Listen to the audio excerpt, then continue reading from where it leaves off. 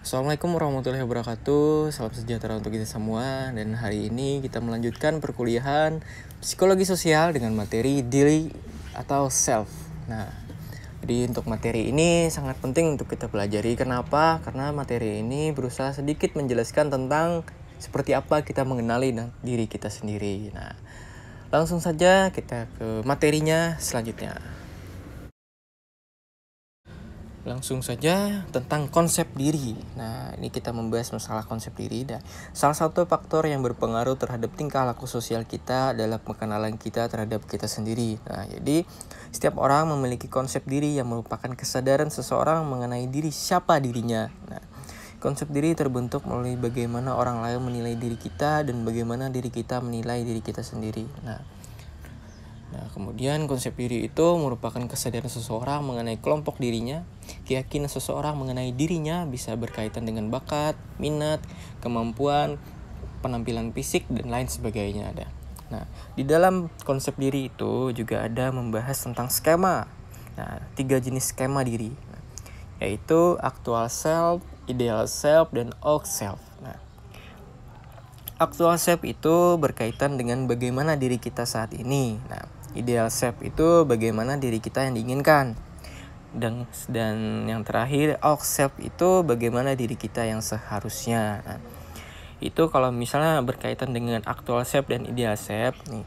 Yang dua ini kalau misalnya kita tuh tidak bisa atau tidak bisa mengendalikan emosi, nah itu akan mengeluarkan seperti rasa kecewa dan tidak puas dan rasa sedih. Nah, kemudian juga actual self jika dihubungkan dengan old self, nah itu akan memicu timbulnya rasa cemas, rasa takut, dan rasa terancam. Ini apabila tidak bisa mengatasi perbedaan-perbedaan tersebut yang menyebabkan munculnya emosi-emosi negatif. Nah, contoh lainnya misalnya actual self dan ideal self, misalnya hal yang positif, misalnya ketika kita kuliah, kita tuh punya keyakinan atau motivasi tinggi agar nilai kita tuh bagus misalnya. Oh, saat ini aku yakin aku mampu gitu. Akhirnya kan dia akan berusaha seperti apa yang diinginkan, yang ideal self yang diinginkan. Nah, contoh lainnya misalnya actual self dan old self nih. Apabila ya kata Bapak sebelumnya kan, apabila kita tidak mampu mengatasi perbedaan itu, kita akan cenderung merasa cemas, takut, terancam. Nah, nih actual self itu kan bagaimana diri kita saat ini, dan old self itu bagaimana kita seharusnya. Nah, misalnya nih, kalian misalnya ada cowok, nah misalnya ingin mampir ke tempat ceweknya, misalnya bertemu dengan ayah ibunya, dia akan merasa, oh kalau misalnya aku tidak mampu, apa yang akan terjadi? Akhirnya ada rasa takut, ada rasa cemas, ada terancam. Nah, dia akan berpikir actual self dan old self-nya. Actual self-nya itu kan dia saat ini. Old self itu kan bagaimana dia seharusnya. Dia akan berpikir, oh nanti ketika aku di rumah cewekku atau misalnya pasanganku, aku akan seperti ini misalnya. Dia akan merubah perilakunya agar bisa diterima di lingkungan tersebut, di lingkungan keluarga pasangannya itu. Selanjutnya, harga diri. Nah, di sini tingkah laku sosial seseorang itu dipengaruhi oleh pengetahuan tentang siapa dirinya.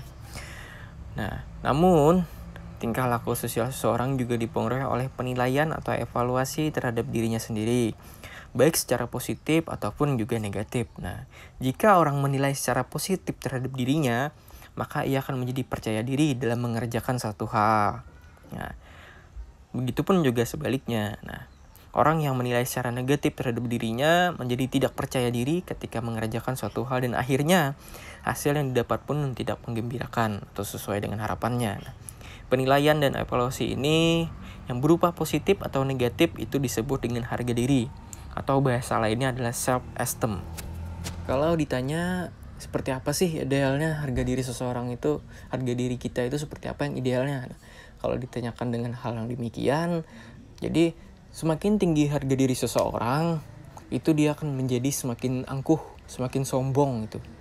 Semakin rendah harga diri seseorang, nah dia akan rendah diri. Kalau rendah diri, dia akan mudah untuk dimanfaatkan orang lain, diinjak-injak orang-orang lain. Nah, jadi untuk harga diri ini kita berusaha untuk menjadi yang di tengah. kita tidak terlalu dan kita maksudnya tidak terlalu tinggi dan tidak terlalu rendah.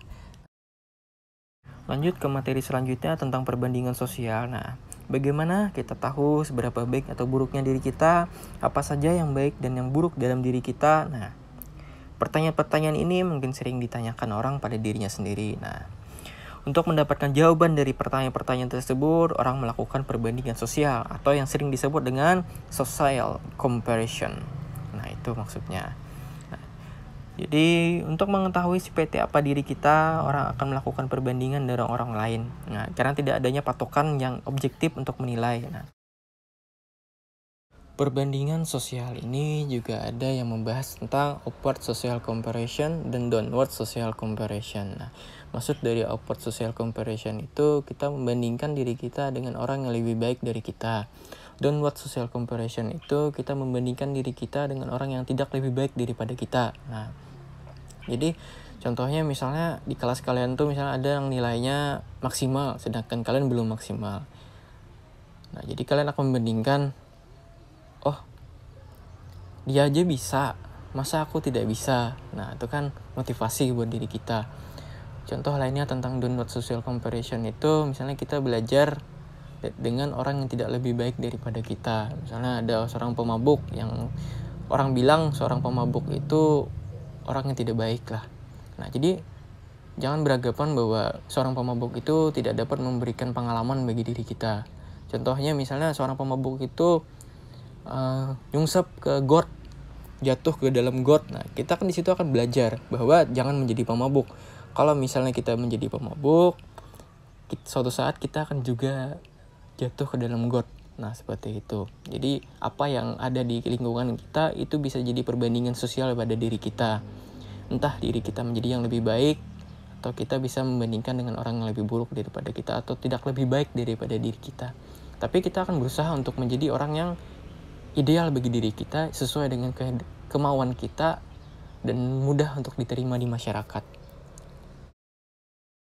Lanjut pada presentasi diri. Nah, saat berinteraksi dengan orang lain, seringkali perhatian kita tertuju pada bagaimana orang akan menilai diri kita. Nah, kita berusaha untuk mengontrol bagaimana orang lain berpikir mengenai kita, sehingga kita perlu melakukan impression management. Nah, yaitu usaha untuk mengatur kesan orang lain tentang diri kita. Nah, mengenai diri kita secara sadar atau tidak sadar, baik atau tidak baik. Nah, bagaimana sih impression management ini kita kelola? Lah itu dengan yang namanya presentasi diri atau self presentation. Nah, di dalam presentasi diri atau ada 5 strategi yang dibahas. Yang pertama adalah ingredient, self promotion, intimidation, supplication, dan exemplification. Nah, pertama tentang ingredient. Nah, itu contohnya adalah kita misalnya bersama teman, ketika teman mengajak berjalan-jalan lah katanya. Kemana? Ya kemana? Ya udah, aku ngikut kamu aja katanya. Nah, itu kan kita membuat kalimat seolah-olah kita mau mengikuti apa yang dia mau. Nah, contohnya ketika bersama pasangan juga sama itu. Ya sudah katanya. Yang penting kamu senang. Bahasa Banjarnya kata orang, ya sudah, jerpian haja. Nah, itu sama itu. Ingredient contohnya. Kemudian self promotion. Nah, ini dengan tujuan agar dianggap kompeten. Kita menampilkan diri kita sebagai orang yang memiliki atau kekuatan baik dalam hal kemampuan atau terkait tentang pribadi. Nah, kita menampilkan di hadapan orang lain tuh kita punya keahlian. Kita menampilkan diri kita nih punya kelebihan. Nah, inilah kelebihanku. Aku punya ini. Nah, kemudian intimidasi atau intimidation dengan tujuan agar ditakuti. Kita menampilkan diri sebagai orang yang berbahaya atau menakutkan. Nah, jadi pertama kita bertemu, kita tuh akan menampilkan bahwa kita nih orangnya ditakuti. Akhirnya orang lain itu akan tundukkan sama kita. Nah, dia akan melakukan seperti apa yang kita mau. Nah, supplication dengan tujuan dikasihi. Kita menampilkan diri sebagai orang yang lemah dan tergantung. Kita menampilkan diri pada orang lain itu orang yang tidak bisa apa-apa. Kita menampilkan diri kita tuh butuh orang lain. Nah, contohnya sama yang bucin-bucin tuh kan, dia terhadap pasangannya beranggapan bahwa aku ini tak bisa hidup tanpamu, aku ini butuh dirimu. Akhirnya timbullah rasa iba, oh ya sudah, dia tidak bisa hidup tanpa aku. Nah itulah akhirnya yang awalnya mau putus nggak jadi. Nah itu. Kemudian exemplification, dengan tujuan dianggap memiliki integritas moral yang tinggi. Kita menampilkan diri sebagai orang yang berkorban untuk orang lain. Nah, contohnya misalnya, ini sering Bapak bahas masalah ini. Jadi biasanya ada kegiatan-kegiatan minta sumbangan atau penggalangan dana. Itu kan dia menampilkan dirinya itu adalah orang yang baik, orang yang suka membantu orang lain, rela berkorban untuk orang lain. Nah, orang akan menilai, oh dia tuh orang baik katanya gitu. Tapi nggak tahu di belakangnya seperti apa. Nah,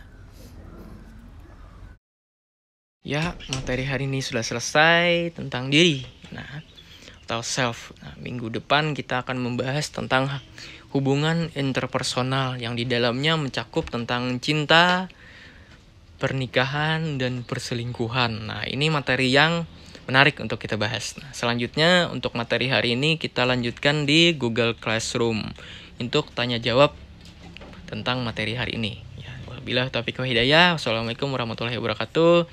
Salam sejahtera untuk kita semua.